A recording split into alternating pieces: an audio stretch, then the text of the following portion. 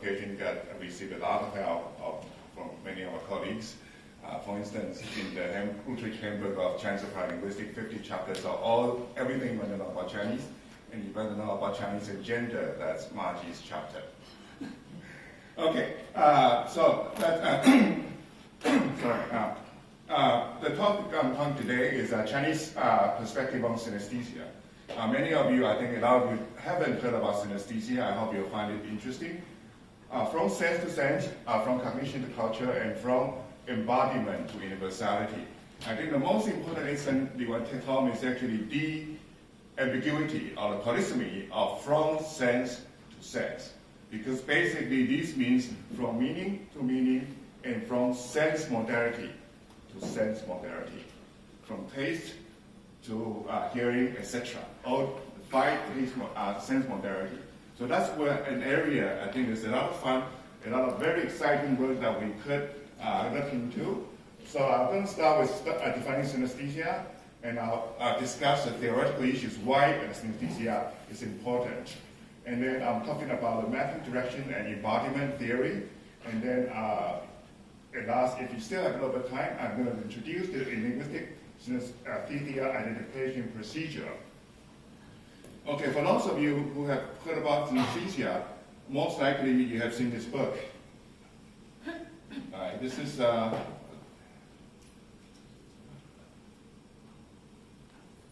got it. Okay, this is the book, The Man Who Tasted Shape.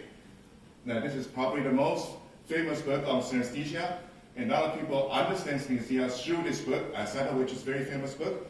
He has studied a few cases. So there are people who, with spatial cognitive conditions, they would go to dinner with you, and they would say, this dish tasted square. And that's a wrong dish. Right? So these are actual cognitive conditions for a variety of people. So for these actually are quite exciting for the neurocognitive people, because they say, okay, what happens here is that you now know that there's a neural connection between these 2 senses in the brain. So when we look at these people, look at their brain, actually that gives us unique clues to look at their brain. Right? So this is a condition. But think about this. Do you say sweet voice, low voice, right? If a rough time, if a big eye, or if a, whatever. You use this every day. What happens here, right? So basically, if you look at the definition of synesthesia, it comes from Greek roots. Therefore, actually, people know this, the Greek philosophers know this already. Syn means together. Aesthesia means perception. 2 perception sides coming together. So in English, you use synesthesia, this word, to refer to 2 kinds of synesthesia. And the more sexy one are the neurological ones. So the neurological synesthesia, which I think in Chinese are more becoming conventionalized now, and there are 2 translations. It's not standard yet, but more or less people use 连觉 to translate neurological synesthesia. That's experience sensation in one modality when another modality simulates or have a percept in one submodality elicited by the stimulus belonging to one submodality. Basically, 2 areas of brain, one belonging to two senses, somehow get together, linked together. And famous study, including Sadovich, and then also more scientific one, Harvard Ramachandran. Okay, so Ramachandran is quite an important name in this. And there are other papers, right? So tasting shapes and perceiving colors.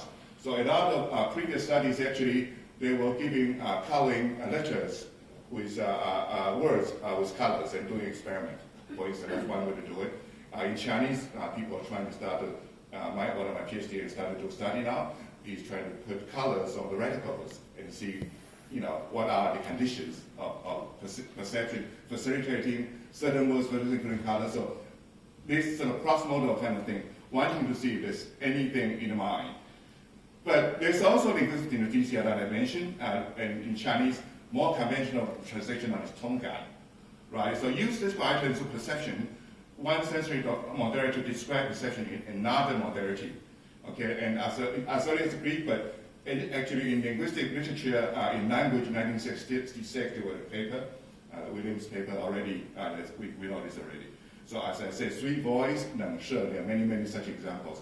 We actually cannot live without a day. We live a day without using this. Okay, so now you see the problem now, right? So the issue is that those people who actually tasted shit, we know there's something going on in their brain. There's some connections that didn't supposed to happen. But when we say 3 voice, did that happen? What happened in your brain? Right? On the other hand, when we say this, all the neurologists actually ignore all these parts. These are the baselines. The baseline that everyone uses. So they don't even know the baseline they study to the study. Right? They need to rule out the baseline cases of something which is 3 voice before they look into the so-called exceptional cases. But they didn't even know the baseline. They don't even that. So what is going on here? So theoretically, there are many very interesting issues. Neurocognitive studies, they think it's a genuine perception phenomenon, meaning saying that the person who says, I tasted that this dish is square, actually the vision sensation actually is activated. You can measure that, and that's been proven, right? So they should not be recognized as a neural disorder, it's a special cognitive condition. So may result from the either hyperconnectivity or cross activation between 2 brain regions. That's why for neurologists, it's very important. Evidence showing that these 2 regions are connected, right? Today, this is a Ravachandra and Harvard 2003. Today, when the reality of synesthesia is accepted, we can explain positively the phenomena's physiological connection with sensory metaphorical associations. That is, Ravachandran and his colleagues are saying that, oh yeah, I see now there's linguistic synesthesia. These must come from actual brain activities. Right? These must come from the association of brains. Therefore, you use it. It doesn't come out of blue. So this is what we call the physiological biological association account of linguistic synesthesia. On the other hand, you see another theory. There's a big debate. I think Jeff Austin and other people contribute to this. Is this a specific type of metaphor or not? It's mapping from one domain to the other domain. But if you believe yes, then there is the embodiment account. And what problem you have here? Sense are embodied, vision is embodied, taste is embodied, from embodied to embodied. So why do you think it's embodiment theory? If you believe that something is more embodied, something is more abstract, how do you define which sense is more embodied, which sense is more abstract? And obviously, in this context, I didn't mention that, the most important underlying fact that these people are looking at of the mapping directionality. Think about it. So you say 3 voice, but you don't use voice you hardly ever to use your audio properties to modify your visual properties. Right? So there are certain directionality constraints. So in that context, that's why people think it's very similar to metaphor. But once you apply the embodiment theory, then there's a lot of problem. Right? And there are actually scholars who believe that it's neither synesthetic, neither neurological, neither non-metaphoric. A paper has been written, it's not been published yet. Bodo Winter will have a paper on this recently, very soon. Okay? So we say 3 voice is from taste to hearing. Right? So metaphor embodiment, the theory of embodiment is the role of body in structuring human language and cognition. Many of you are familiar with that. So linguistic study may focus on the consideration of non-body experience in terms of concept representing human body perceptions. Right? Okay, now you have 2, both are bodily experience. So what's going on?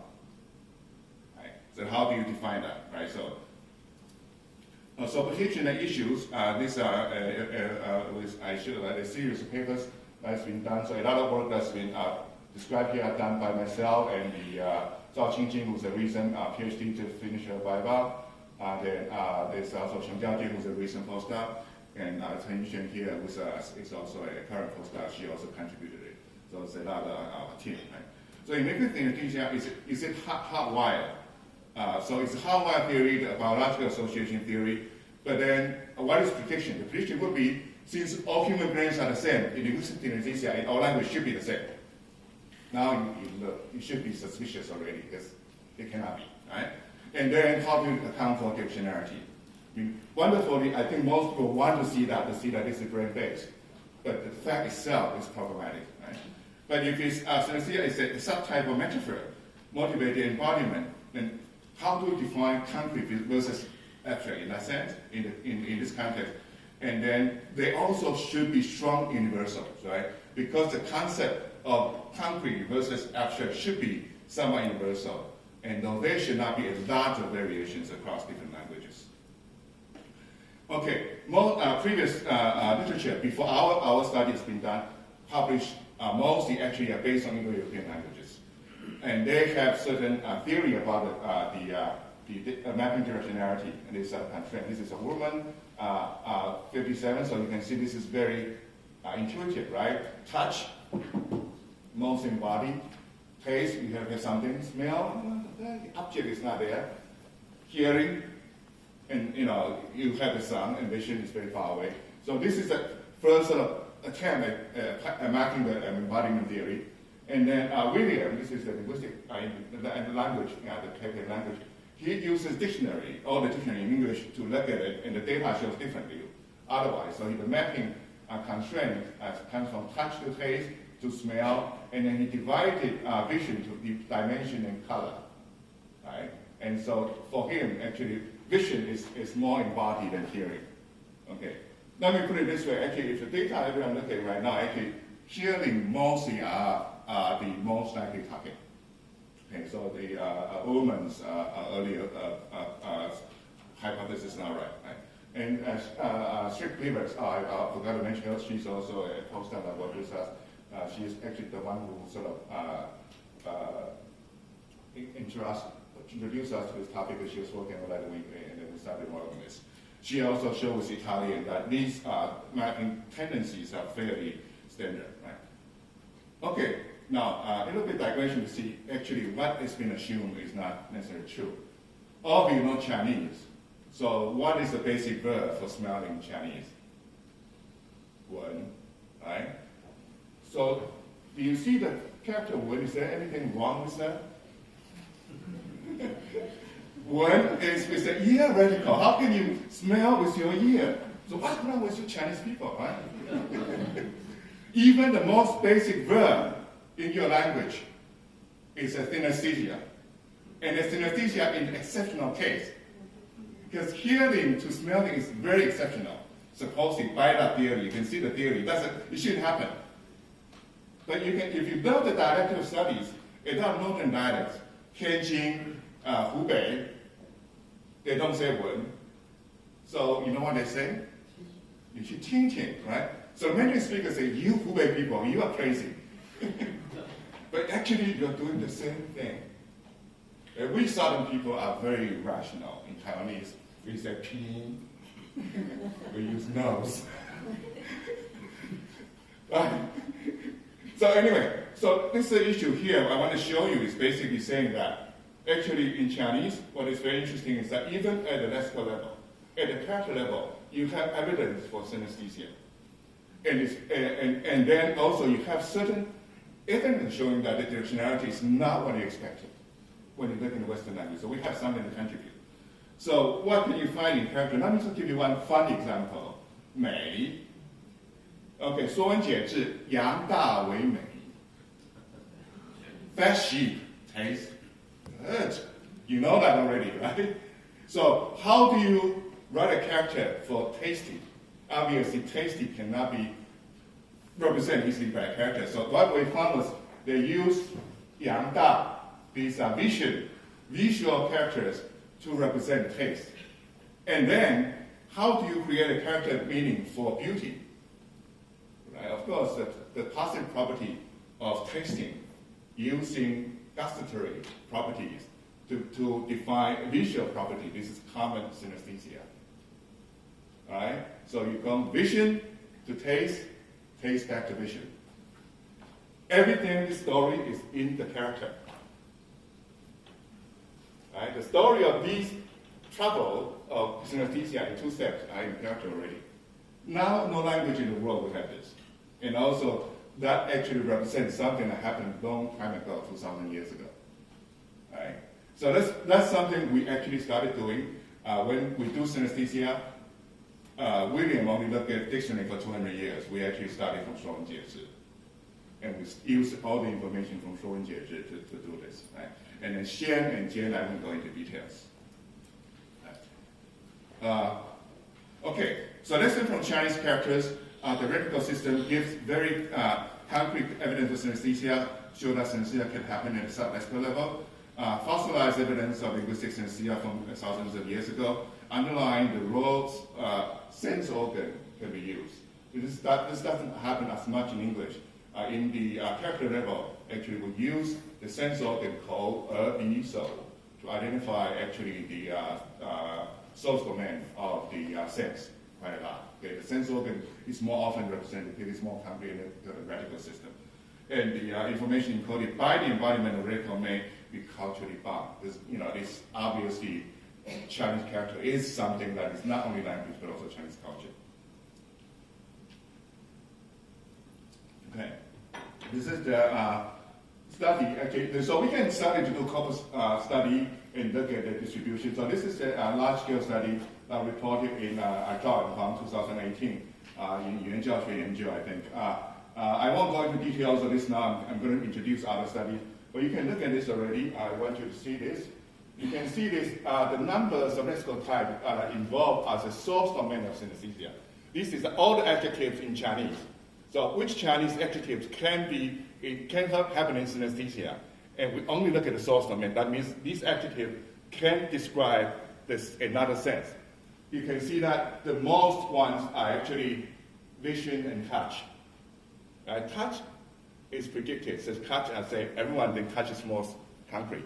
Vision is quite interesting. Why would vision be there? And then smell, the number is quite small.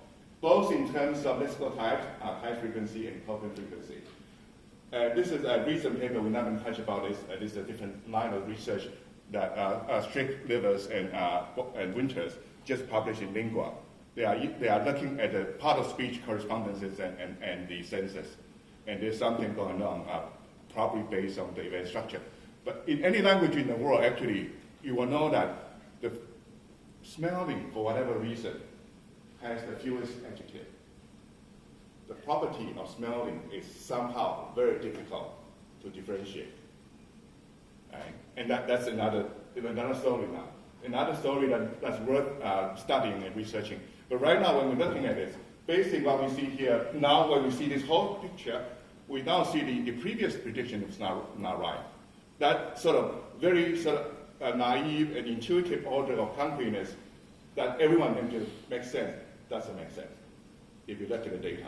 There are certain things. Whether this is Chinese specific or or there's something else in that, that's something that is worth looking into, right? Okay. This is a paper done by Xiong Jiajun and myself in 2015. I want to give you one example. These synesthetic mappings may be language specific, and we have a special case, hu and bitter, tongue and painful. In Chinese and English, they go exactly wrong direction. Right? So if we say I'm bitter in English, this is your attitudinal. If you say Chinese 我很苦, I suffer, experiential. Right? So say that is very different. So bitter words and bitter tongue, the speaker's attitude, stance is angry, resentful. She's bitter, she's very angry. In Chinese, use similar compounds, 苦言苦口. Something that's not easy to hear said for the listener, but it's good for the listener. It talks about the experience is good for you. It's hard to take. So the experience is not, so you see these actually same concept of bitterness coming from the gustatory sense. When you're describing the experience, actually they go very differently. Alright? And ku and tong, painful. Painful words, I'm sorry, right. This was too late last night. What happened here? I must drop it. I dropped the ball. Okay, so painful words actually means that actually something that takes a long time, right? A painful experience, usually a painful meeting. Anyone in English, a painful meeting means, so long. If you say, my examples here is slow. That's okay. I have others here. So 吃得苦中苦，方为人上人. Something that you experience in order to get better, right? 吃苦耐劳品德，下苦功夫. Actually, 苦 is good. It's an experience that tests you, but that's good. But if you say in English, but if you say 痛 in Chinese, okay, that was 痛 and painful. 痛是痛感前面痛打痛恨. Actually, it's not painful. It's a high intensity. So 痛 in Chinese means high intensity. And actually, in English, painful means that it's a negative. Yeah, so let's see. Right. So in Chinese, we'll see here that if you do the mapping principle, you will see that effort is bitterness. 苦口婆心, 下苦功, 吃得苦中苦，方为人上人. The bitterness is your effort, and intensity is pain. Right. So you're making effort. In English, bitter campaign, argument, we mentioned it similar. Bitter resentment, bitter fight, attack, argue, bitter call, bitter end.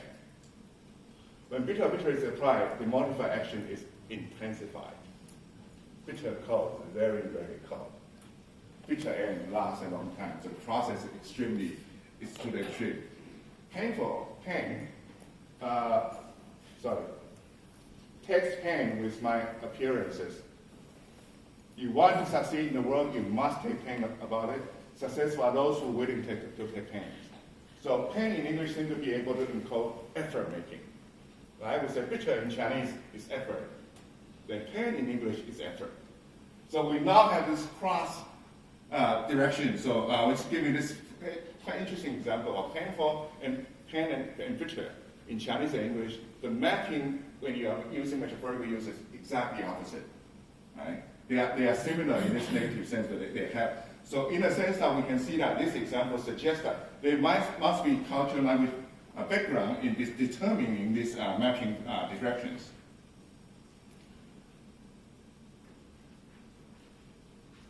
Okay. Yeah, so this is the diagram. We show that actually the two words actually swap place in Chinese and English. Okay, so in the cultural background, there's a study. I'm not going to have time to introduce now, but something we're working on right now. We're also looking at the Chinese Buddhist text for synesthesia. One of the motivation actually was because of Wen. If you look at translation of Wen in Buddhist text, the early text is always 如是我闻, as such I heard. So they're still using the basic sense of hearing of Wen, but then the later text start to use the Wen as smelling. So something happened. It may not be the introduction of the Buddhist text that introduced this usage, but something happened at that time. Also, if you look at Chinese text, we look at all the classical poetry of Chinese.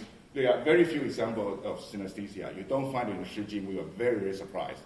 Only very few. And it started to be more. And you can also see that actually Chinese classical text doesn't talk about senses. And Buddhist text about 六世论 talk about senses as a theory. Right? So that's something so this is a project that we do with Hong Jiafei and many colleagues. It's a Jiangxi Foundation CK project. So that's another direction saying that there's something that's going on. Actually, culture concept might influence your synesthesia. Okay. This is, I'm going to briefly tell you now. So this is talk about mapping directionality embodiment, about how a corpus study would be able to inform us on the two theories, the biological association and the embodiment theory. This is a paper by Qingqing myself and another doctoral student, to appear in linguistics soon. So if you underline, you are certainly familiar as I introduced that to you already. Embodiment account with a specific metaphor mapping from more embodied modality to less embodied modality. So how to do that? These are the theories people actually has proposed, right? So how do you do it? Because you can't just say it's concrete. So they say if a sense requires physical contact, then it's more embodied. So touch requires physical contact. Gustatory, eating, tasting require physical contact. Smell, not direct physical contact, but something that is evaporated from a particle must come into your nose. So that actually, touch and taste would be more embodied in smell and vision. And specialized sensory organs, right? So if it's not specialized, then it's less in, it's more embodied, meaning the whole body will do it, right? So touch, you can touch, any body parts can touch, right? But the other four senses, actually, you have to use a specific organ for that.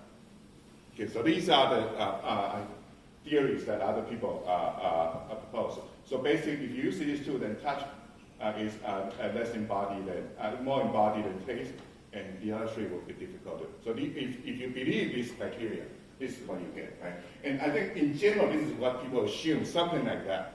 And that's something that is, and when we see that most examples where all the mapping directionality has differences, usually involving these last three. The first two are quite normal, in a sense. It's quite sort of closer to be expected. So the study aims at look at decide whether linguistic synesthesia involving entering gustatory adjectives exhibit directionality. Right? We look only at gustatory, one domain. And if so, whether the Mandarin and English share the same tendencies. That's important because previous study on English say this is universal, they publish it. Right? And then which of the two accounts that this embodiment of biological association is better in accounting for our data. Right? So methodological space, and we compare this Mandarin adjectives with morphemes used for taste of edible object. So basically use both the taste edible objects and organ, obviously the mouth. And then connecting to the synesthetic use of the adjective, either obtaining this from Darren's corpus or Seneca corpus, from the Canadian word Seneca corpus.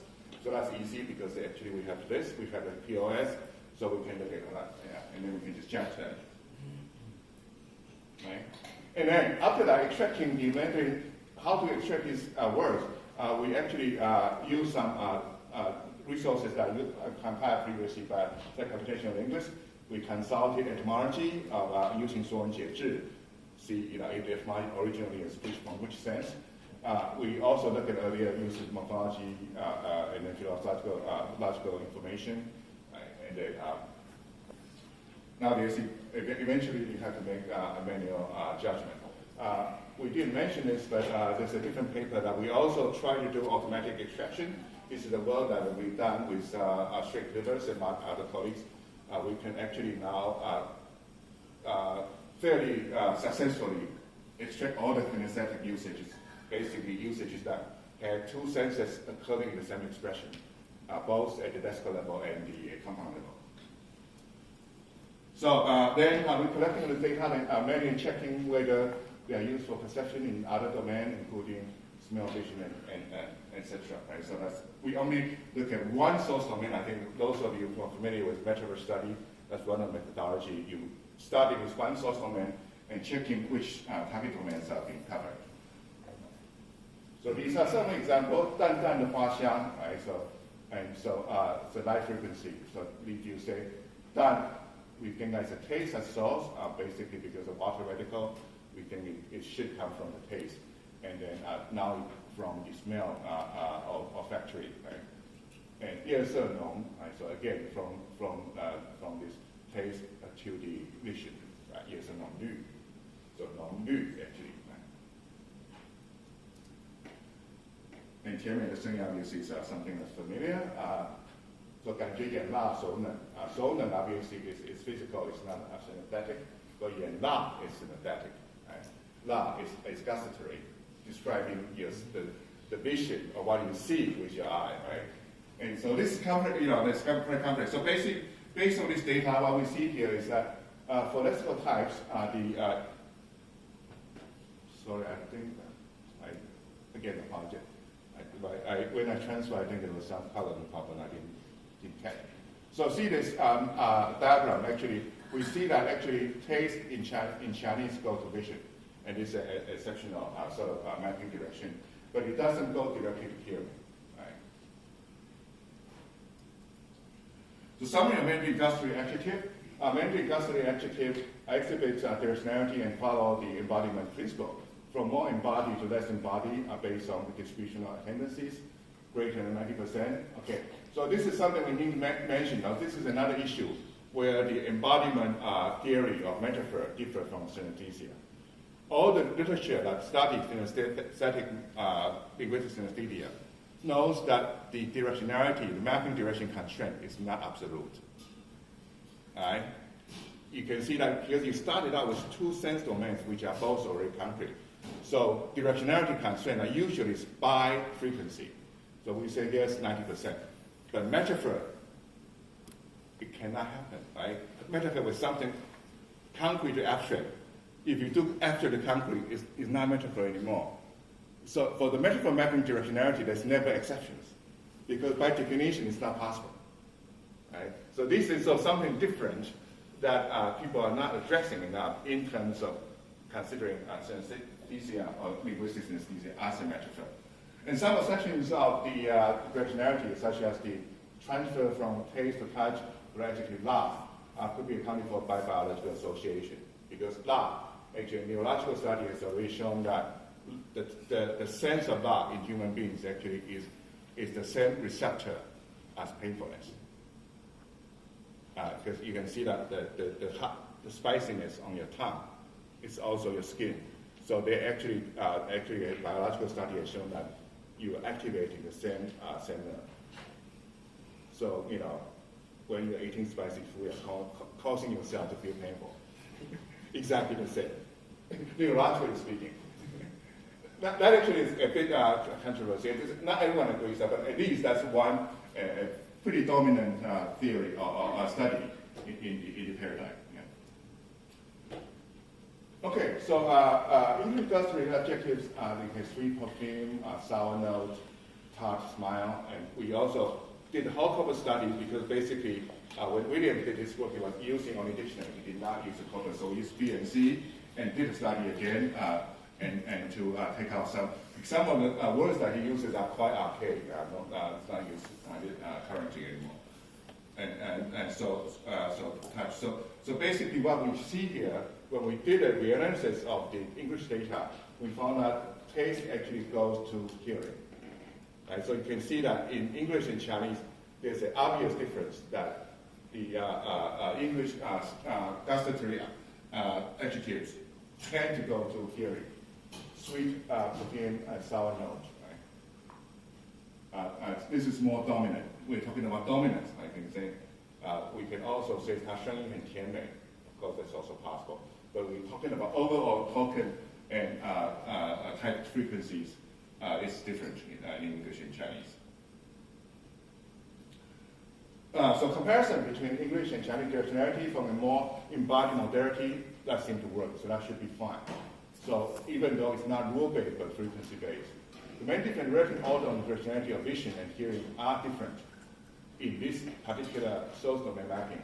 The summary variations in vision and hearing are not counterexamples to the embodiment account because basically the embodiment account have a difficult time differentiating hearing and vision anyway. But such an account will not support a biological association account, right? Because basically, if you have to say biological association, I'm making a prediction when they say that Chinese brains are different from English brains, which would not be accepted, at least based on the scientific knowledge we have right now. This doesn't work, right? Okay.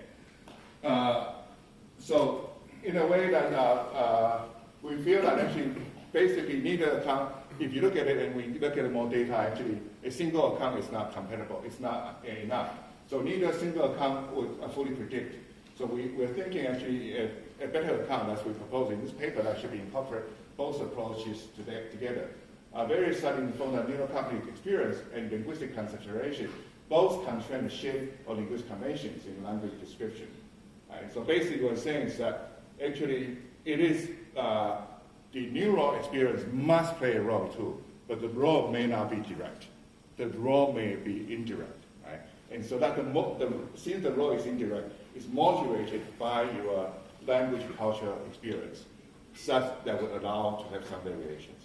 But that tendency you cannot ignore, that we should be able to do that. So post-linguistic synesthesia be constrained by both the embodiment principle and the biological social mechanism. So in a way, what we say here, the paper of Winter hasn't come out yet, is somewhat similar. He is basically saying, strictly speaking, linguistic synesthesia is neither neurological synesthesia nor metaphor. Right? So we're saying basically, yes, but on the other hand, if you take criteria from both, information from both domains, you will be able to explain this. Okay, so this is the conclusion. I think I'm running a bit late, so I'm going to jump to the next one. I have about five minutes to introduce this. So a lot of you who are working with metaphor would use MIP or MIPVU, the metaphor identification principle proposed by the University, the Free University of Amsterdam. Right? So we also try to do this for Chinese. So how do you identify synesthesia? This is the simple criteria we set up. This will be presented, will be published in a paper already accepted by Zhongguo Yu and will appear in Zhongguo Yu research, hopefully. Okay? So, so what we do, as I mentioned, we're extracting perception-related items of specific language. Right? So we, in Chinese, we're specifically using sort of electronic databases. In this study, we use the Hafengda extended cognition because that has a lot of words to use and it is defined by domain. But if you have other sources, you can use that. Classify sensory modalities, so without a consistent definition, then we have used a sensory organ-based classification for human modality. So in Chinese, as we say, more than English, we have this crew of the sensory organ being the character. So that's something that will help us to do. And then we actually also look at the other. So you can see that we can define whether it's the primary experience by what. And so, for instance, Xiang here, let us know basically comes from the hearing, right, auditory, because there's the character, right, etc. So that's something we need to do. The first step. Then determining the basic sensory domain for extracting sensory items. So very often, since now you see how predominant synesthetic usages are. So very often, like many people nowadays, you will say "may." People think, oh, it's beauty, right? But actually, etymologically, it has to be taste as the original sense domain. Right? So I think if you ask anyone who doesn't know the etymology, on the street say, okay, may wait. Oh yeah, you come from beauty to tasty, but actually, tasty is the original sense. Right? Okay, so embodiment. Then we can etymological origin. We can use character dictionaries. We can look at earlier usages in classical Chinese. So nowadays we go back and look at 说文解字, look at the classical text to see if such meaning were used earlier on. Then we have the test and unattested. Yeah, so we have a double blind, two people analyze at the same time. So for instance, in May, this example we gave, tasty, beautiful. So which one is the original? So etymologically, May has both yang and da, right? And then also we can see that earlier text and 说文解字 and then in Mengzhi, earlier usage actually they refer to the taste, instead of the beauty. And especially also similarly for noun, whether it's the vision or is it taste, we don't know. Right? So basically look at the etymology and the actual meaning. Orthography, it has refers to some liquid. So basically, it seems like it's more likely to be from the gustatory taste. Right, and the compare sensory based on the basic sensory domains, looking, and very often the compounds, and how do you define when compounds have two different sense domains? Which one should be the primary? Which one should be the source domain? Which one should be the target domain? The extraction of sensory items and compare this from corpora. Then we can start to look at frequencies, like the one I showed you earlier, that we can show that the frequency of from what sense to what sense, and which are the dominant one. Right? Then, of course, as a linguist, we manually check whether the extracted usage of sensory items are related to sensory modifiers that are not the basic sensory dominant items. Then you said yes, then we mark it. Right? Okay, so that's very quickly about the methodology. I have used about 40 minutes, so let me conclude now so that we will have more time for discussion.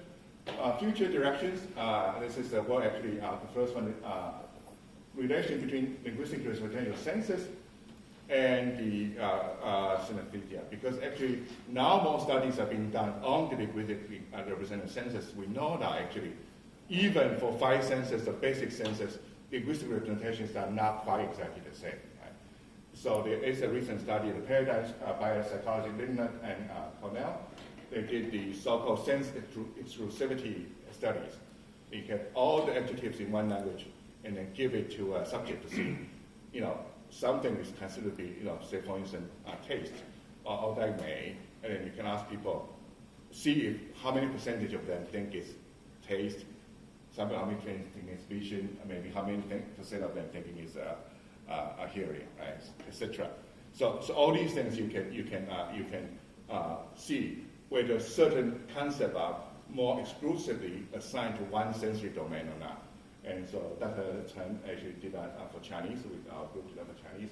So then our idea is that once we have this data, then we can match this data with synesthetic data. That exclusivity it facilitates mapping or not, so something like that. Right? And then, as I mentioned already, Strick Rivers and Winter just the recent Lingua paper actually show that different sense some sense tend to be represented as verbs, some tend to be represented as nouns. But think about it, this is not published, I'm working on that recently now. It actually is the event structure, right? Vision doesn't require time, it's immediate. Hearing has time course. Taste has time course. Right? Touch doesn't have almost, and then smelling is something nebulous. You don't know whether it requires time course or not. Actually, I think this theory is much better than embodiment. Based on what I see right now, we haven't written a paper yet, but you can think about it.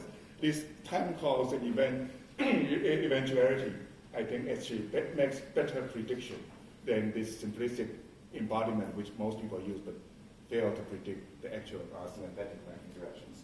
That's what we want to do. And then crucially now how different event structures of sense predicting the variations. And then next step, obviously we want to inform the neurocognitive scientists. They are very interested in this. Now we get the baseline, we can help them to design a better experiment. And then also we want to obviously, once we know this already, we can start an experiment on normal people, right? What happens in your brain when you say sweet voice? That's really, really both the gustatory and the auditory regions being activated, or if it's activated differently.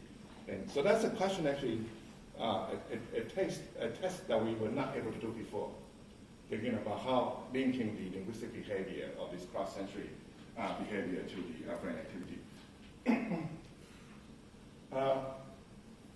And then these are for academic, but actually I hope that I've convinced you today that linguistic synesthesia is a window to the interaction of language, culture, and cognition.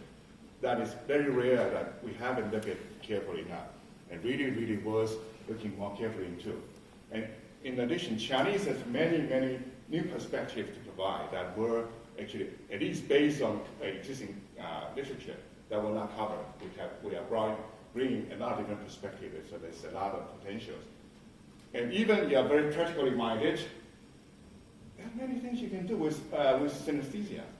For instance, you can start to teach design school. Right? Different, like why do you, maybe in some language where I think certain colors are warmer, and certain design are more comfortable, certain shape are more comfortable. Actually, we have linguistic evidence for that. Right? That can be extracted immediately and in advertisement, right? All these things were not studied, not used. So in Chinese has a specific purpose in teaching Chinese language art, communication, language teaching, using how to use language, etc., and obviously literature studies. These are the tools that linguists can develop and be immediately useful by looking in the right window. So this is it for my talk today. I hope you find it interesting, and I find you all go out and do different aspects of linguistic communities. Thank you.